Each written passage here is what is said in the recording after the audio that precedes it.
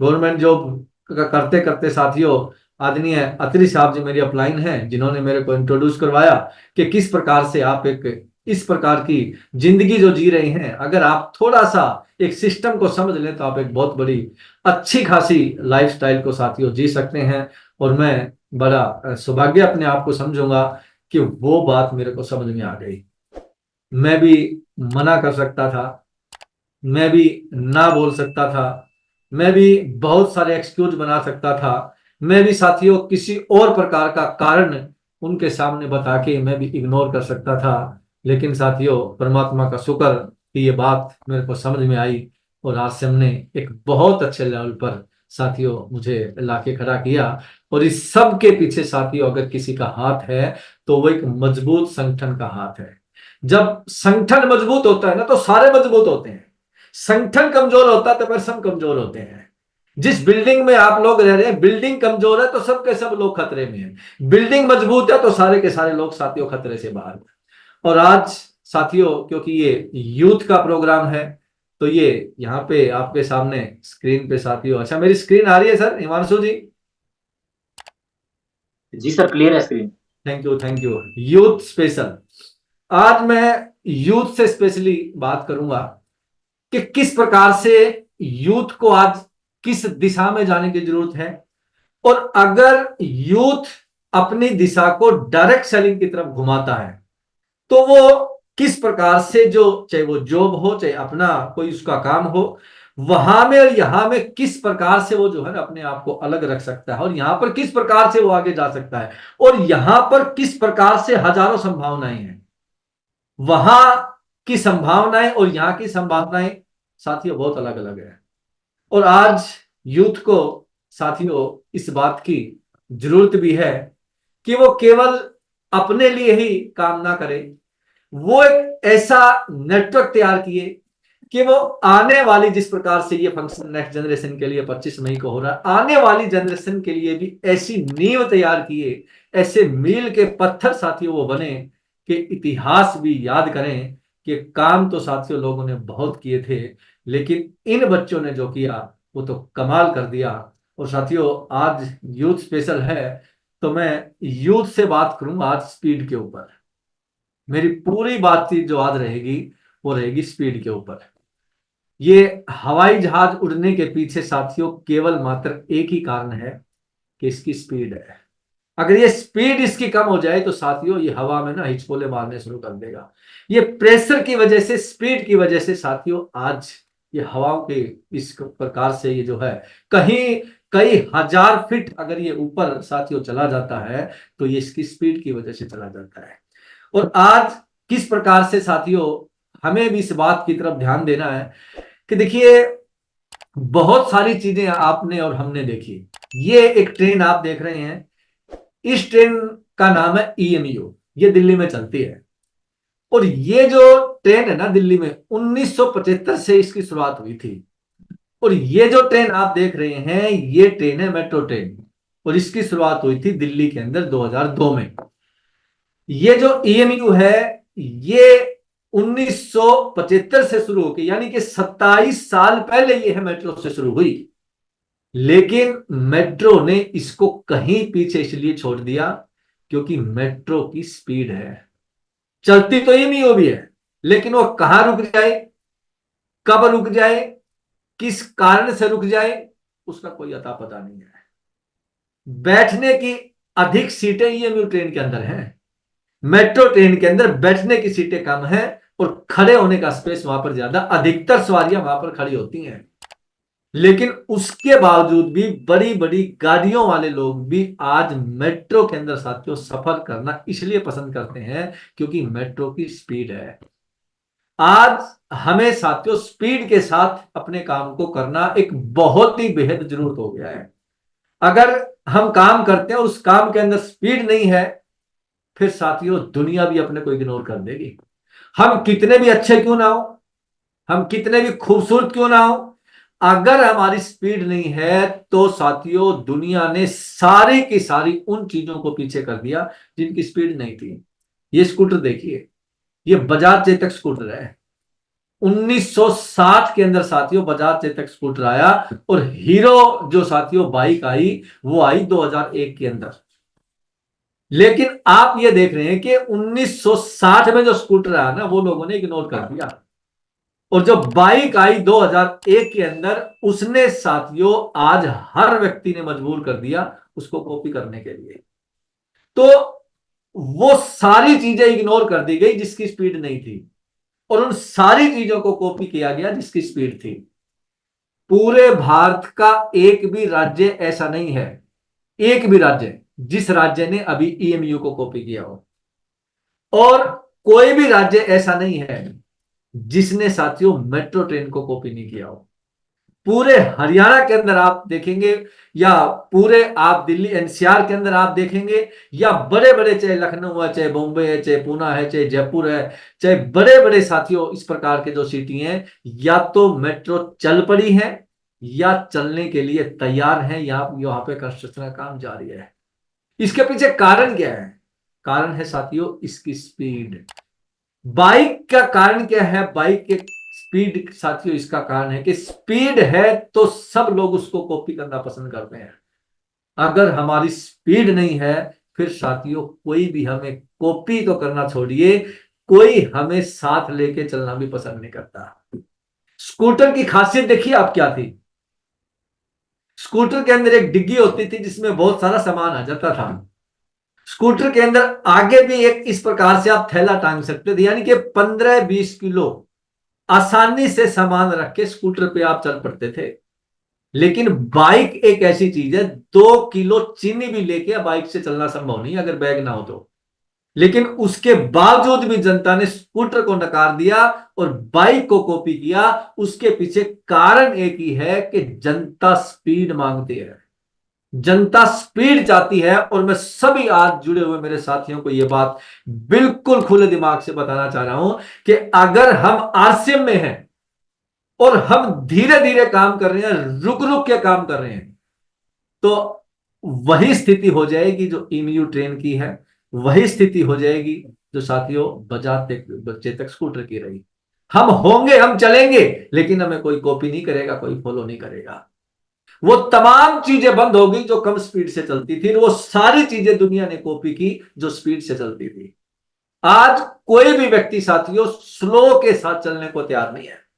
किसी भी आप चाहे कोचिंग में लीजिए, हर बच्चा, हर पेरेंट्स उस स्कूल के अंदर, उस कॉलेज के अंदर अपने बच्चे को दाखिल करवाना चाहता है जहां पर अच्छी पढ़ाई हो, जहां पर बच्चों के रिजल्ट अच्छे आ रहे हो। यानी कि वहां पर भी वो पेरेंट्स यही देखता है कि जो स्कूल कॉलेज स्पीड के साथ आगे बढ़ रहे हैं वहां पर अपने बच्चों का दाखिला करवाने के लिए वो तैयार हैं। अगर स्पीड नहीं है तो साथियों फिर वो भी अपने बच्चों का दाखिला करवाने के लिए वहां पर तैयार नहीं है। अब डायरेक्ट सेलिंग देखिए साथियों, बहुत सारी डायरेक्ट सेलिंग है, अनगिनत डायरेक्ट सेलिंग है। बहुत तो नाम भी अपने को याद नहीं होंगे कि इतनी सारी डायरेक्ट सेलिंग है। लेकिन आज आरसीएम ही क्यों सबसे बेहतर है? आरसीएम ही क्यों आज सबको भा रही है? आरसीएम ही क्यों आज सबको पसंद आ रही है? और यही नहीं, आज अगर आरसीएम को सारी कंपनियां कॉपी करना चाह रही हैं तो इसलिए करना चाह रही हैं कि आज आरसीएम स्पीड से चलने वाली एक बहुत मजबूत संस्था साथियों बन चुकी है। आरसीएम स्पीड से चलने वाला एक बहुत बड़ा अभियान आपके सामने साथियों आज खड़ा हो चुका है। इसलिए सब के सब लोग इस बात को लेकर आश्चर्यचकित है, भाई आरसीएम ने ऐसा क्या कर दिया, आरसीएम में ऐसा क्या है, आरसीएम के प्रोडक्ट में ऐसा क्या है, ये हर महीने कैसे ग्रोथ कर पाते हैं? उसके पीछे कारण यही है कि ये ग्रोथ इसलिए कर पाते हैं क्योंकि ये लोग स्पीड से चलते हैं। तो मैं आप सबसे साथियों यही कहना चाहूंगा कि आज आप अक्सर ये बात सुनते हैं कि करोड़ों लोग आरसीएम में जुड़े, सफल करोड़ों लोग नहीं हुए।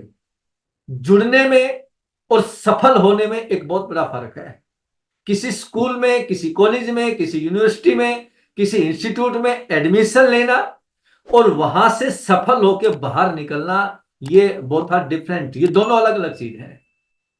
तो करोड़ों लोग भले ही आरसीएम में ज्वाइन हुए, लेकिन सफल आज वही हुए आपके सामने जिन्होंने स्पीड के साथ काम किया, ज्वाइन किया, ईगल पे आए, बहुत सारे अलग अलग वाइटल पे आए, फिर रॉयल्टी पे आए, फिर टेक्निकल पे आए, चलते चलते चलते चलते साथियों अपने आप को आगे की आगे, आगे की आगे स्पीड जिन्होंने बनाई रखी वो लोग ही सफल हुए। इसके पीछे कारण पता है क्या है?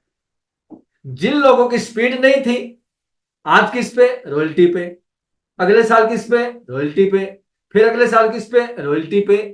वो ईएमयू ट्रेन बन गए, वो बजाज चेतक स्कूटर बन गए, वो चलते तो रहे लेकिन किसी ने उनको कॉपी नहीं किया।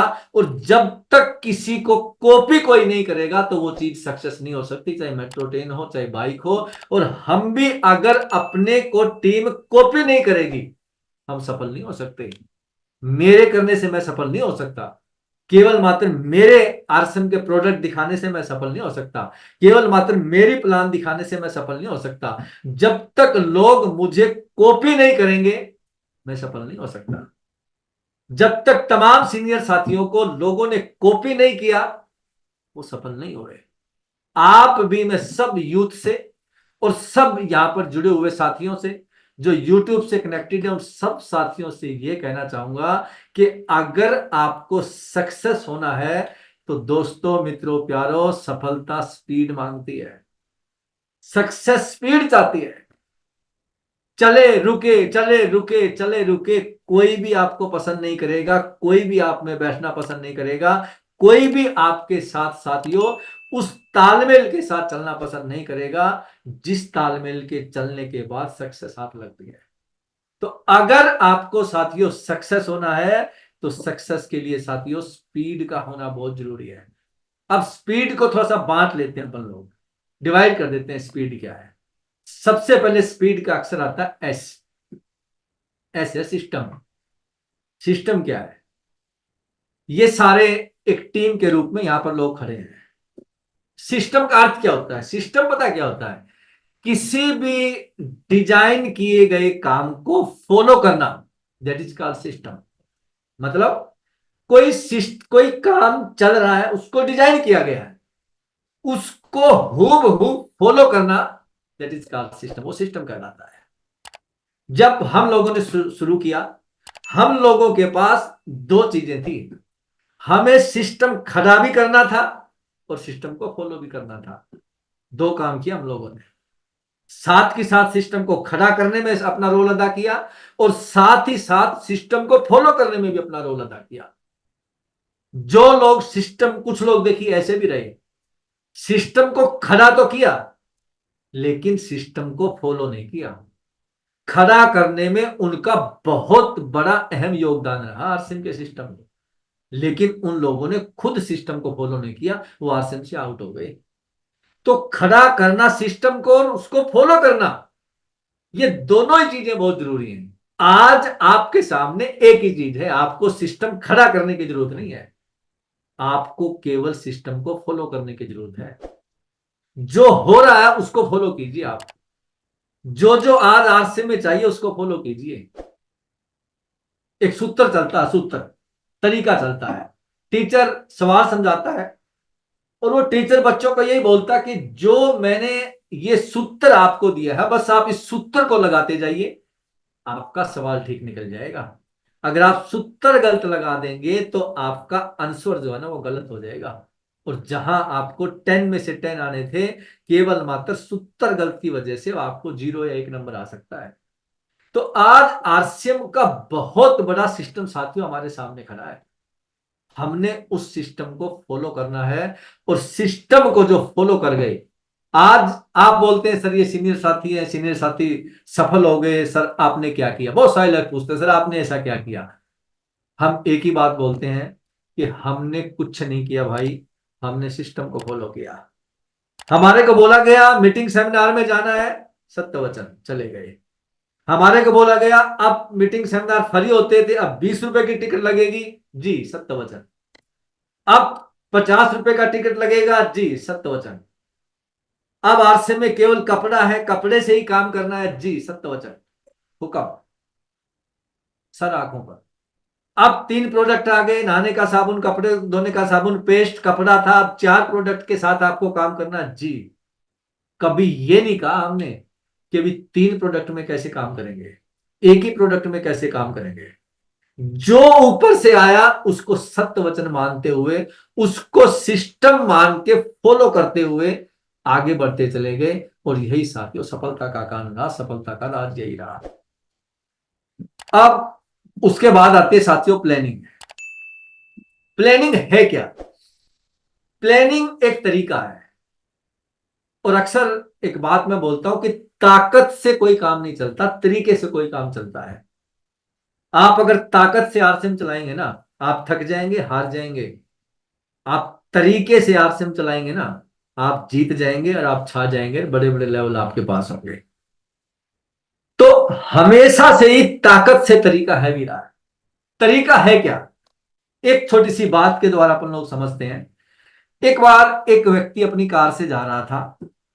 जैसे ही एक वो नदी का कोई पुल था, उसके ऊपर जैसे उसकी कार चढ़ी, उस पुल के ऊपर से गुजरी, तो उसके टायर के अंदर ना पंचर हो गया, लेफ्ट वाले टायर के अंदर, जो नदी की तरफ होता है। क्योंकि कार जो है लेफ्ट साइड में चलती है, कोई भी व्हीकल है, और लेफ्ट साइड का टायर उसका पंचर हो गया। अब वो कार से उतरा और उसने देखा कि यार पीछे वाला लेफ्ट साइड का टायर जो है ना पंचर हो गया। अब उसने देखा कि यार मेरे पास स्टेपनी है, चलो मैं डिग्गी खोलता हूं और स्टेपनी से टायर निकालता हूं और इसको जो है ना मैं चेंज कर लेता हूं टायर को।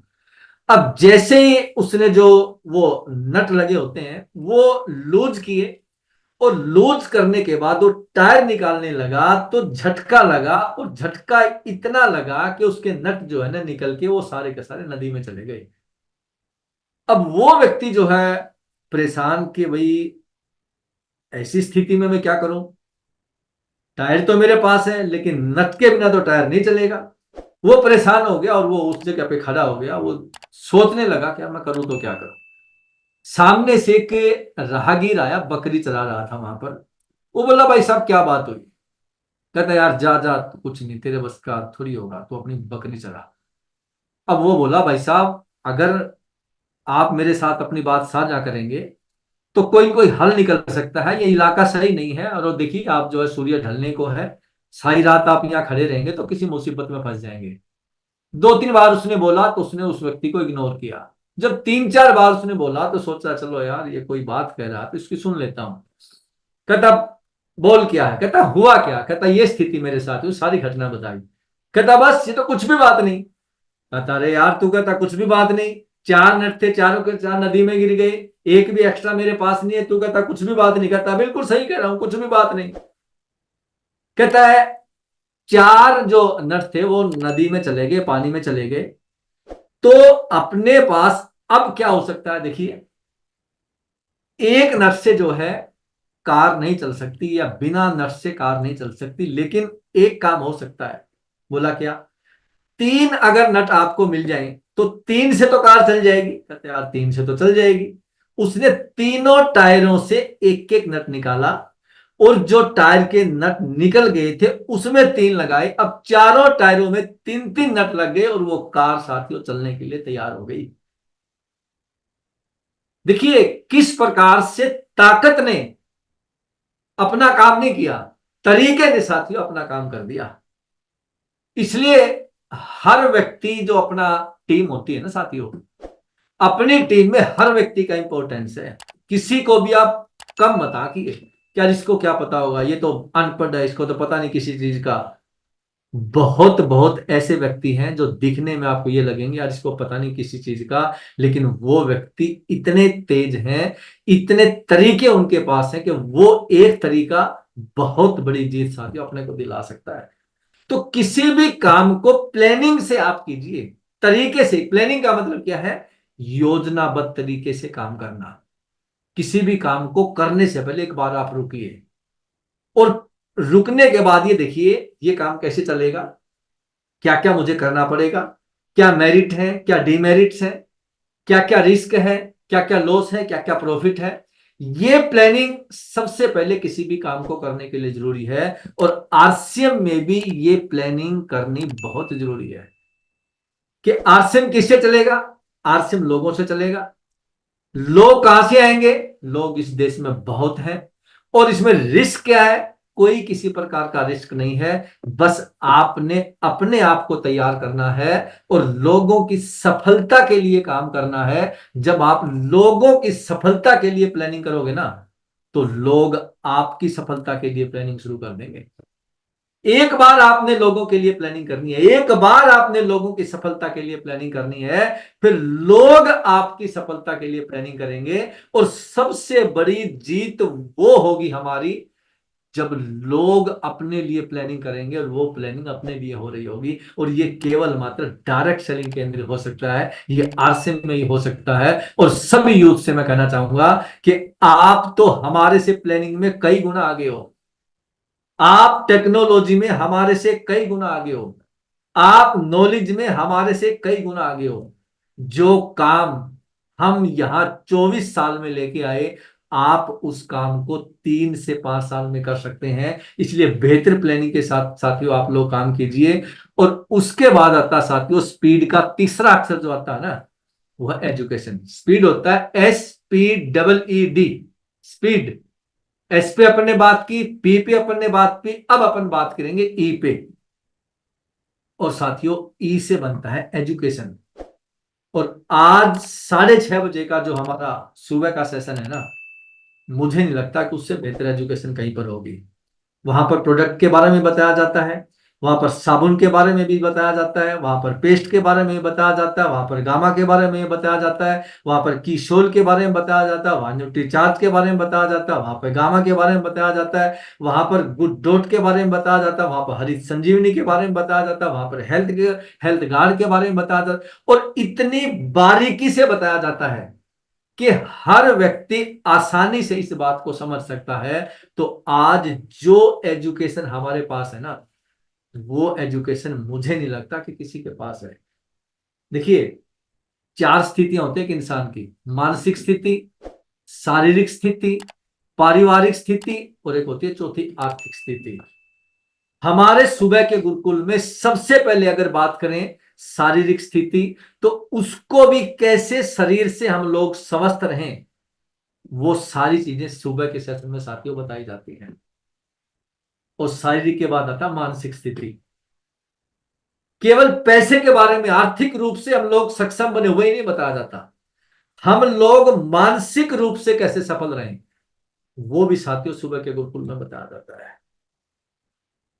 किस प्रकार से मन स्वस्थ होगा ना, तो ही व्यक्ति सही काम कर पाएगा। उसका मन स्वस्थ नहीं होगा तो वो सही काम नहीं कर पाएगा।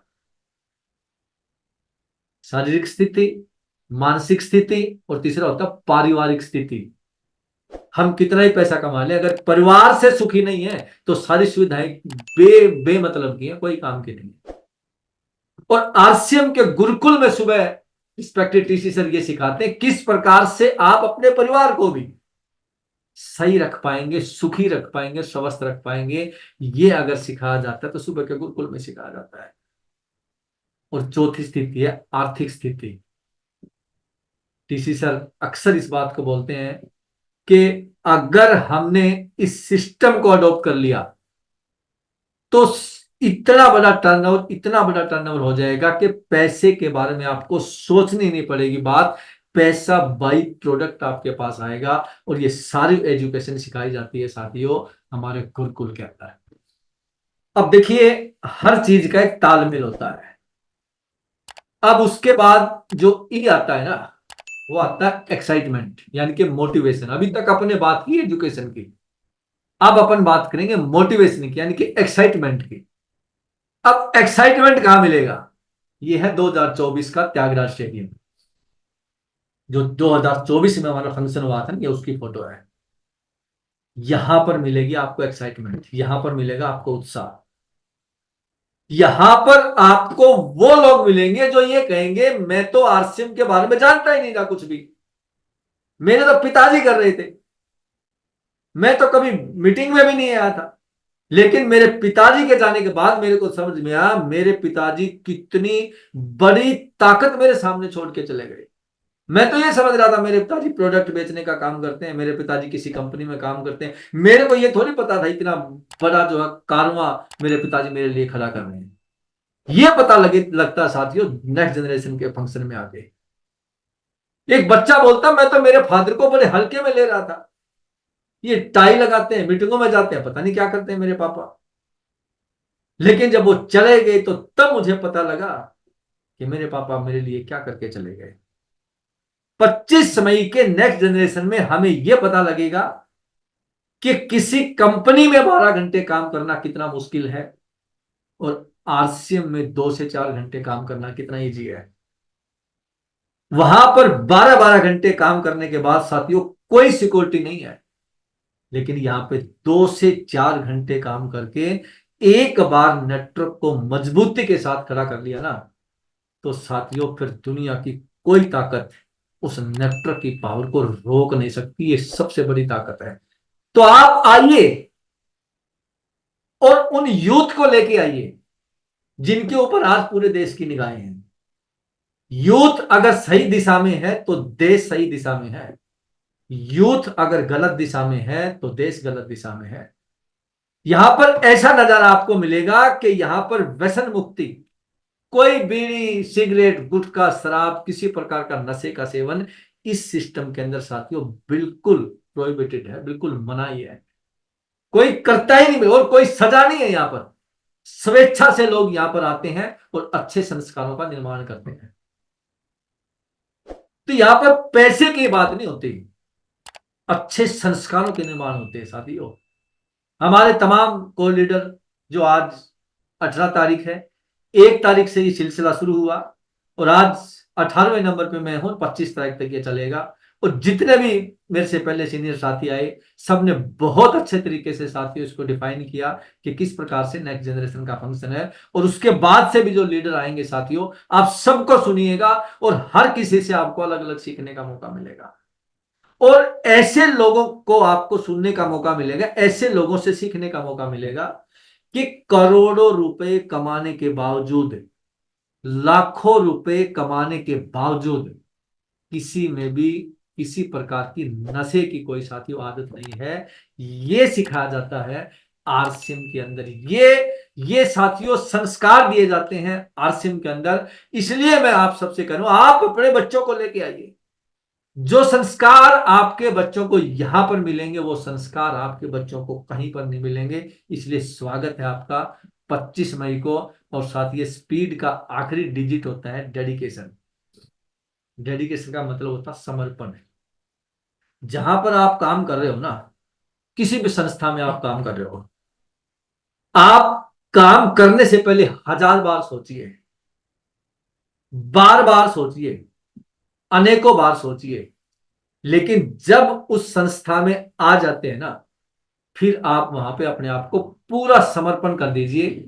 तेरा तुझको अर्पण क्या लागे मेरा, मिटा दे अपनी हस्ती को, अगर तू मर्तबा चाहे कि दाना खाक में मिलकर ही गुले गुलजार बनता है। फिर अपने आप को बिल्कुल मिटा दें। मैं ना रहूं, मैं वो हो जाऊं जो सिस्टम है। मेरा अपना स्वरूप खत्म हो जाए, सिस्टम ही मेरा स्वरूप बन जाए। ये साथियों जब अपन बन जाते हैं तो डेफिनेटली साथियों फिर हम सफल वहां पर हो जाते हैं।